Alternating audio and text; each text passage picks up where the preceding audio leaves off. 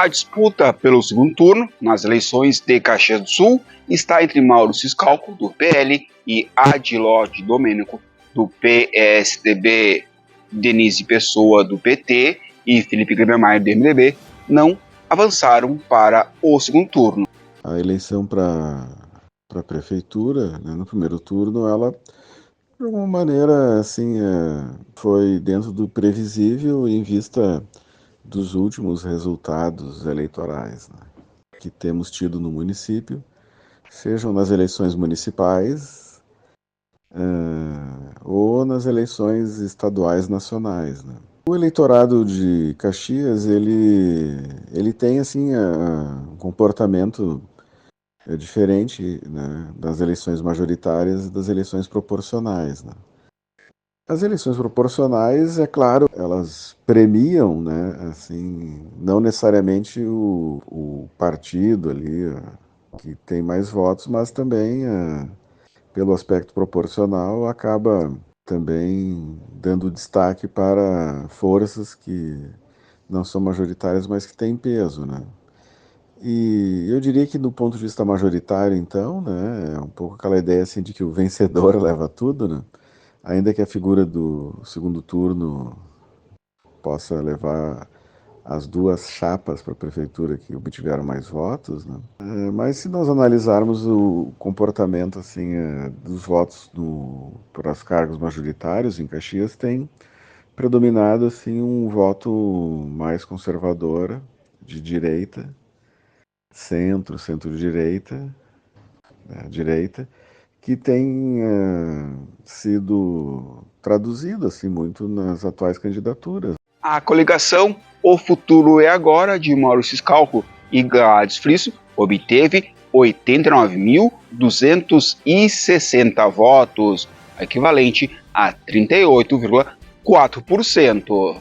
Nós temos tido toda uma remodelação, eu diria, no Brasil, que também atinge Caxias do Sul, e eu diria assim, do centro para a extrema-direita, né? Ou seja, a ida do presidente Bolsonaro para o PL acabou levando e transformando esse partido, que tem um histórico bastante interessante até, né, no Brasil, porque ele surgiu, digamos assim, com a segunda onda da reforma partidária ali nos anos 80.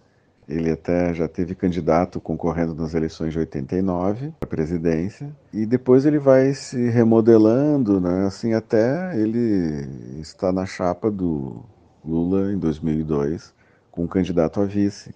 Mas ali, já nos anos 2000, ele faz uma reconfiguração, trocando até de nome, ficando PR, né, Partido Republicano, e depois voltou novamente, né, a ser PL, e agora já nessa nova configuração, abrigando e sendo liderado, né, assim, pelo ex-presidente Bolsonaro e por muitos dos políticos de direita e de extrema direita que acompanham, né, o presidente Bolsonaro. Então o PL ele teve um crescimento assim, muito forte, digamos assim, atraindo, né, pessoas que estavam em outros partidos, né? E nesse sentido, em Caxias do Sul também aconteceu, né, com os candidatos a vereador, o próprio candidato a prefeito, que muitos eram de outros partidos, né, do Novo, do Patriota, por aí afora, né? E isso fez então, né, com que no Brasil inteiro essa agremiação política, né, o PL, ela tivesse um salto assim na quantidade de votos, não só nas eleições nacionais, mas agora também estamos vendo nas eleições municipais, né? Só que temos visto que o Brasil, né, ele teve, digamos assim, está tendo uma onda assim mais conservadora. Tem pessoas assim da extrema direita é sinônimo de golpe, é sinônimo de questionamento dos processos eleitorais e do próprio sistema político, né?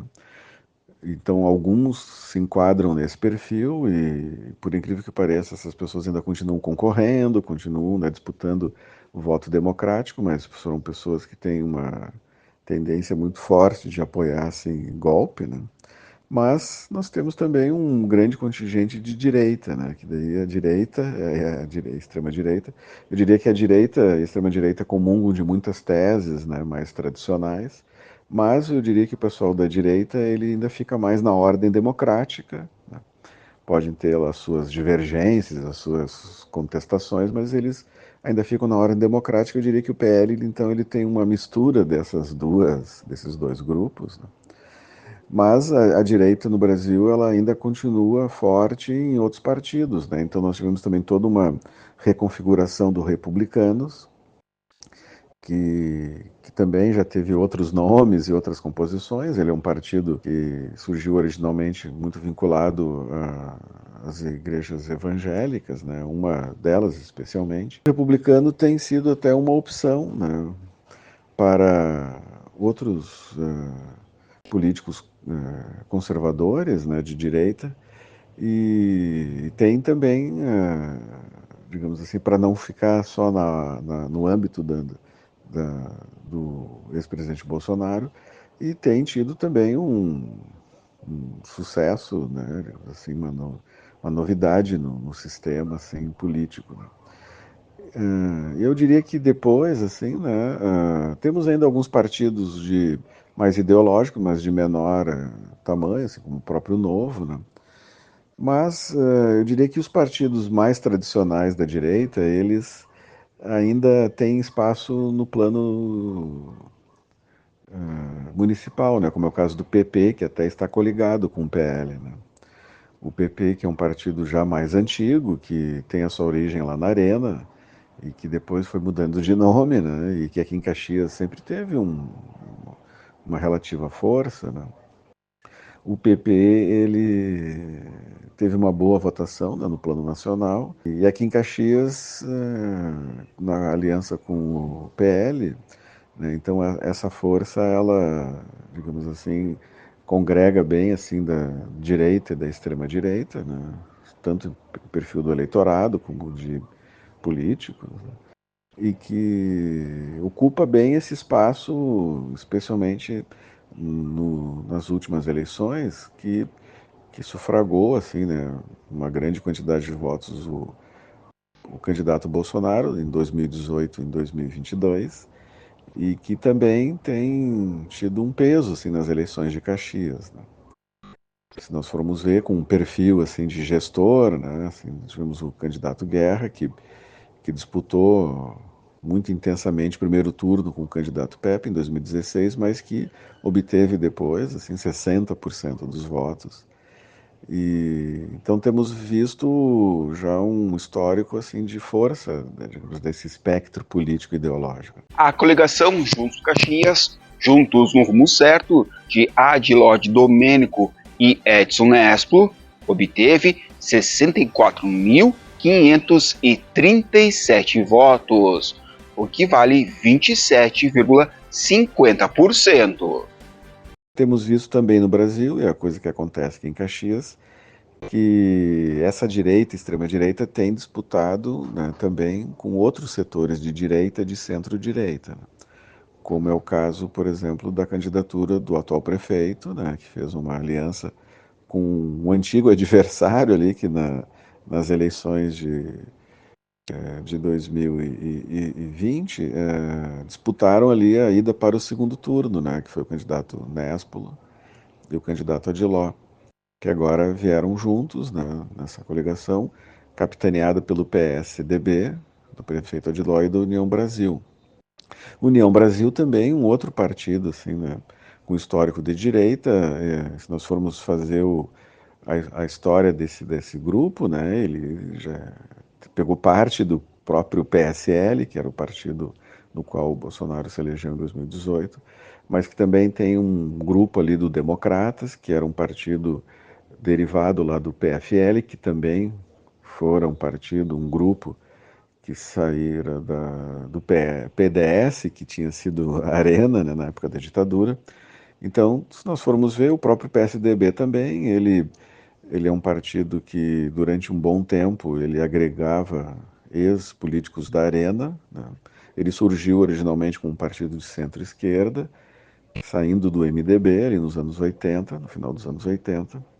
Até ele fez algumas alianças com o PT naquelas eleições de 88. Ele teve um candidato mais de centro-esquerda, o Mário Covas, em 89. Mas a partir da ascensão do Fernando Henrique, que obteve 2 eleições presidenciais, ele já faz uma forte aproximação com o PFL e com o crescimento do PSDB, ele atraiu muitos políticos da direita, né, em vista das oportunidades que ele oferecia, né. Agora, com o definhamento do PSDB, né, assim, a sua queda no plano nacional é até porque ele perde muito políticos assim para a direita e extrema-direita, né. Então nós estamos assistindo uma reconfiguração assim, né, nesse campo da direita, da centro-direita, que ele continua forte, especialmente no plano municipal, né, que é uma característica das eleições do Brasil, são muitos municípios. Nós temos mais de 5.500 municípios. O Rio Grande do Sul, Minas Gerais fizeram toda uma farra assim, né, de emancipações municipais, né? Então nós aumentamos muito a quantidade de municípios e a história do Brasil, eu diria já desde os anos 40 do século passado, é que o plano municipal ele tende a ser nesses pequenos municípios, né, já um perfil mais conservador. Depois ele foi o palco das disputas entre o MDB e a Arena, e muitos desses municípios ainda continuam, né, com esses 2 partidos, agora PP e o MDB, que são os partidos que geralmente fazem muitos prefeitos e vereadores no plano municipal por esse histórico, né, porque às vezes são rixas familiares, rixas de grupos, que não se enquadram no perfil da disputa nacional entre Lula, Bolsonaro, entre PT, PL, né? Eles têm uma dinâmica própria e hoje talvez 2 partidos que estejam entrando também muito nessa seara seja o PSD, que representa, digamos assim, uma via, eu diria assim, mais de centro, que pode pender tanto para a direita quanto para a esquerda, e o próprio PL, daí pelo conservadorismo do nosso interior, né? Também secundado ali pelos republicanos, né? Então nós temos esses partidos que tendem a dominar, né? Denise Pessoa e Alceu Barbosa Velho, da coligação União e Mais Ação por Caxias, ganharam 61.684 votos, equivalente a 26,29%. Uns partidos de centro, esquerda, esquerda, obtendo assim algumas prefeituras, o PSD, né, PT, PDT, se nós formos ver, eles ainda têm assim uma fatia razoável, né, mas muito aquém dessa tendência mais conservadora, né, que nós temos no interior do Brasil, né. E que até mesmo nas capitais, né, temos algumas situações interessantes, como no Rio de Janeiro, até o próprio PSOL, né, coligado com o PT, digamos assim, São Paulo, né? Tivemos no Rio de Janeiro a vitória do PSD, mas com uma aliança mais à esquerda até, né? Em vista da briga que o candidato Paes tem com a família Bolsonaro, né? E se nós formos ver em outras capitais, né, eventualmente ali o PT ou no Nordeste, alguns outros partidos PSB, desculpa, alguma coisa PDT está ali presente, mas nós temos tido uma onda assim conservadora até mesmo em eleições municipais de grandes municípios. Eu diria que isso tem jogado até mais para disputas entre a extrema-direita, a direita e até grupos da própria direita, né, como a gente vê em Caxias do Sul e vê em vários municípios, né.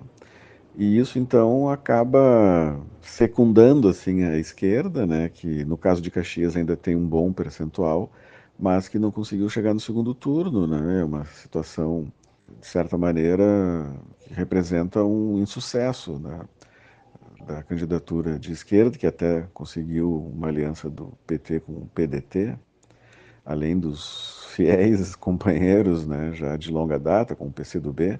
O caso é que nas eleições, né, eu diria assim, desde 92, quando o candidato Pepe chegou em segundo lugar, ainda não tinha segundo turno, nós tivemos a eleição de 2008 só com 2 candidatos, então não tivemos segundo turno, com a vitória do Sartori, não tinha como acontecer, né? Depois nós tivemos na eleição de 2012 a vitória no primeiro turno do próprio candidato Alceu, que concorria a vice. Depois nós tivemos em 2016 a não ida do Pepe, numa situação muito parecida com essa eleição, não ida dele para o segundo turno. Mas eu diria que o PT, nas eleições majoritárias, ele tem tido um protagonismo assim, em Caxias do Sul, né? E se formos ver a candidatura da Denise com o seu, ela não conseguiu chegar no segundo turno. Eu diria assim, já fazendo menos votos assim que a candidatura do Lula nas últimas eleições, né?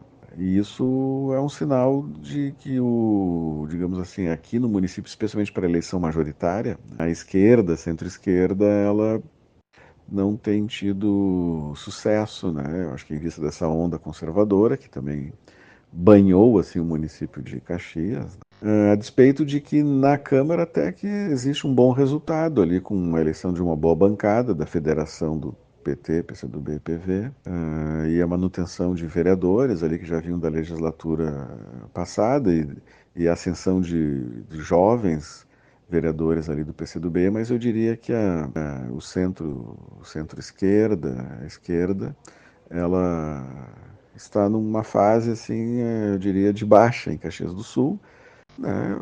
Vai obrigar uma remodelação, eu diria assim, desse grupo para poder voltar a resultados anteriores, né?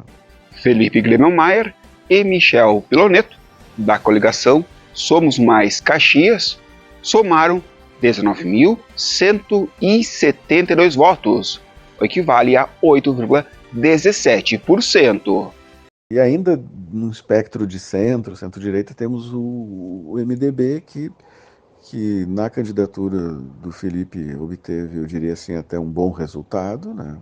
Em vista dessas disputas mais fortes, né? No centro-direita, direita, extrema-direita, e ainda com um grupo, né, importante ali da centro-esquerda, esquerda, eu diria que foi uma candidatura que conseguiu passar o recado, né? Se colocou, eu diria, bem, assim, uma quantidade bem razoável de votos, assim, né? Em vista dessas polarizações, mas que obteve um insucesso, né, na Câmara de Vereadores. Claro que isso tem muito a ver com o formulismo, né, do nosso atual sistema eleitoral na distribuição das vagas e das sobras, né, porque o MDB ele não conseguiu ultrapassar o quociente eleitoral depois, mas ele tinha, digamos assim, o espaço para a primeira sobra, porque podem concorrer nas sobras partidos que fizeram 80% do quociente eleitoral, mas há uma troca que eu diria assim bastante questionável do ponto de vista assim jurídico, porque do ponto de vista do voto nominal válido, né, para a eleição do quociente partidário, é preciso que os candidatos façam pelo menos 10% do quociente eleitoral. O que aconteceu com todos os partidos, as 14 vagas que foram ocupadas pelo quociente partidário, inclusive do Novo, que conseguiu ultrapassar o quociente eleitoral e teve, né, uma candidata com menos de 2.000 votos, né, a eleição para a Câmara de Vereadores, tendo ultrapassado, então, né, os 1.000 votos, né, que seria os 10% do quociente eleitoral, que havia ficado em torno de 10.000. Só que nas sobras, nas disputas das sobras, para que um partido, né, consiga eleger alguém, ele precisa de 20% do quociente eleitoral, que seria 2.000, e daí, no caso, o MDB, que ocuparia pelo menos uma vaga pela primeira sobra, eu diria que ele estava cacifado para ser o primeiro a ocupar a primeira sobra, ele não conseguiu, né, não logrou êxito, porque o candidato que teve mais votos, ele fez menos de 2.000 votos. Então eu diria por esse formulismo, que se fosse os 10% igual para ambas as exigências, né, então, seja na disputa lá do quociente partidário, seja depois nas sobras, o MDB teria conseguido eleger um candidato. Eu diria que outros dois partidos também não conseguiram lá nas sobras, que foi a federação do PSDB com a Cidadania e o PRD, que é um partido que surgiu recentemente da fusão do PDT e acho que do Patriota, tá? Que também teria voto para eleger lá nas sobras, mas não obteve um candidato com mais de 2.000 votos, né? O primeiro turno em Caxias do Sul, no pleito municipal de 2024, teve um total 259.927 votos, sendo válidos 230.274. Então, eu diria que a eleição, a avaliação do primeiro turno, ela demonstra predomínio, né, de um voto majoritário no sentido mais conservador, que acaba tendo uma disputa interna, né, não tem uma única figura que represente esse campo, enquanto que a esquerda, por tendo tido só uma candidatura majoritária, né, ela fez uma boa quantidade de votos, mas não conseguiu chegar no segundo turno, né?